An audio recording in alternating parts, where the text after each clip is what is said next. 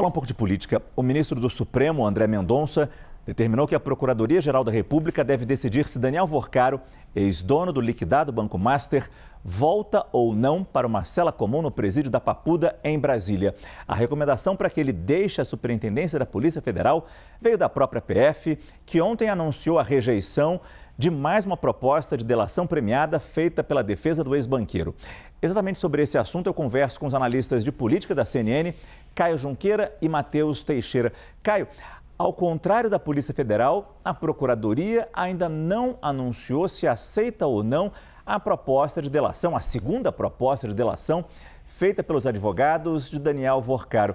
E agora vai ter que se pronunciar se ele volta ou não para a Papuda.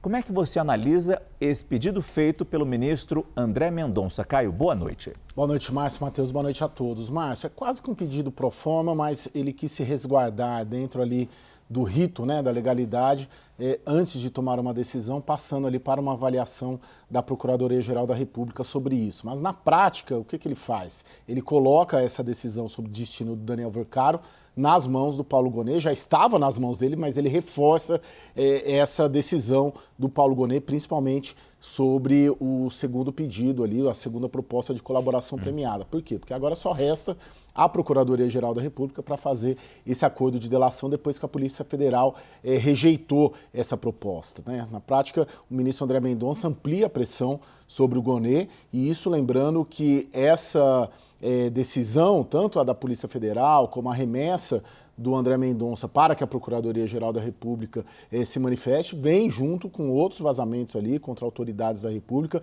jogando uma pressão. Fica constrangido, né, o doutor Paulo Gonet e a Procuradoria-Geral da República em tomar uma decisão, pelo menos hoje, contrária a essa proposta de colaboração premiada, quando estão circulando por aí diversas denúncias contra as autoridades da República. Então tem um jogo ali nos bastidores muito forte, muito intenso, de uma parte significativa ali de Brasília, distribuída nos três poderes, nas cúpulas dos três poderes, tentando abafar, dar uma pizza, acabar com esse caso logo e dando uma solução jurídica para o Daniel Worcaro, de repente liberando ele dessa prisão ali na frente, jogando ele para uma prisão domiciliar.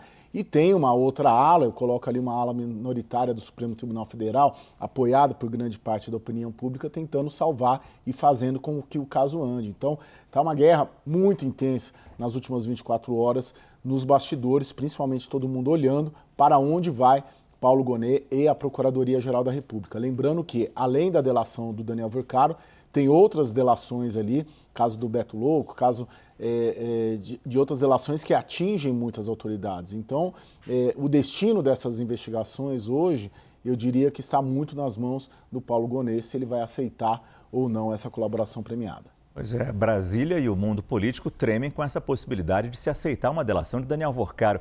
Mas o Matheus Teixeira nos traz a informação de que a defesa do ex-dono do Master ainda acredita que a PGR pode aceitar o segundo acordo de delação proposto. Não é isso, Matheus? Boa noite.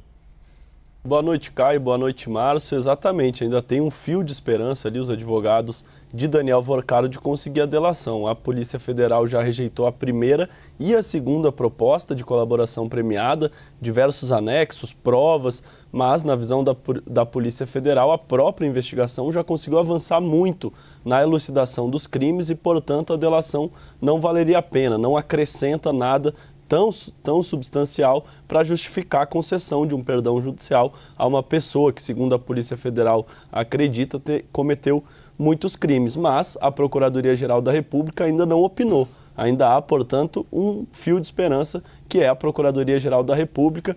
Essa manifestação que o ministro André Mendonça pediu, que o Caio nos trouxe agora, é muito importante porque pode dar um indicativo de como a PGR também está vendo a delação. Se a PGR, por exemplo, defender a volta para o presídio, no presídio ele não tem o mesmo privilégio de poder encontrar os advogados com a mesma frequência e, portanto, já vai ser uma pista de que a PGR deve se opor também à delação premiada, mas, por enquanto, ainda não temos essa manifestação essa aguardada aí ansiosamente pela defesa, porque pode justamente dar esse sinal aí de como a Procuradoria está vendo, um sinal público, porque nos bastidores a Procuradoria mantém ali um pé atrás e um receio em relação a essa delação premiada, porque esse vai e vem de Daniel Workar, as mudanças de versão também botam em xeque ali uma mínima relação de confiança. Tem o termo de confidencialidade, que no futuro as provas reveladas nessa proposta não podem ser usadas contra ele, mas a Procuradoria diz ali